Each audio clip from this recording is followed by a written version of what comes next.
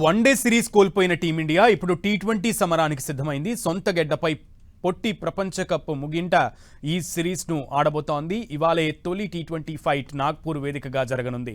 భారత గెడ్డపై test one day సిరీస్లు గెలవని లోటును 15 నెలల వ్యవధిలో తీర్చుకున్న న్యూజిలాండ్ ఇప్పుడు టీమిండియాకు మరో సవాల్ విసురుతోంది.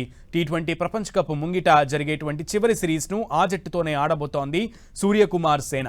5 టీ20ల సిరీస్లో భాగంగా తొలి మ్యాచ్ ఇవాళ నాగ్పూర్లో జరపనుంది. వన్డే సిరీస్ జరిగినటువంటి తీరు చూస్తే టీ20 పోరు కూడా హోరాహోరీగా సాగడం ఖచ్చితంగా ఖాయంగా కనిపిస్తోంది. ఇక సొంత గెడ్డపై టీ20 ప్రపంచ కప్ ముంగిట జరుగుతున్న చివరి సిరీస్ కావడంతో భారత్కు ఇది ఎంతో కీలకం కానుంది. టెస్టులు వన్డేల్లో ఎలాంటి ఫలితాలు వస్తున్నప్పటికీ టీ20ల్లో టీమిండియా వరుస సిరీస్ విజయాలతో దూసుకెళ్తుండడం అభిమానుల్లో ఆనందం రేపుతోంది. 2024 టీ20 ప్రపంచ కప్ విజయం తర్వాత భారత్ ఈ ఫార్మెట్లో ఒక్క సిరీసు ఓడిపోలేదు.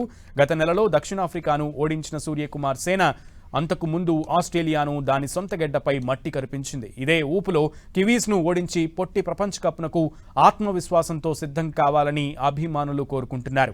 శస్త్రచికిత్స కారణంగా ఈ సిరీస్కు తిలక్ వర్మ దూరం కావడంతో శ్రేయస్ అయ్యర్కు జట్టులో చోటు దక్కింది. అతను తొలి టీ20లో బరిలోకి దిగే అవకాశాలున్నాయి.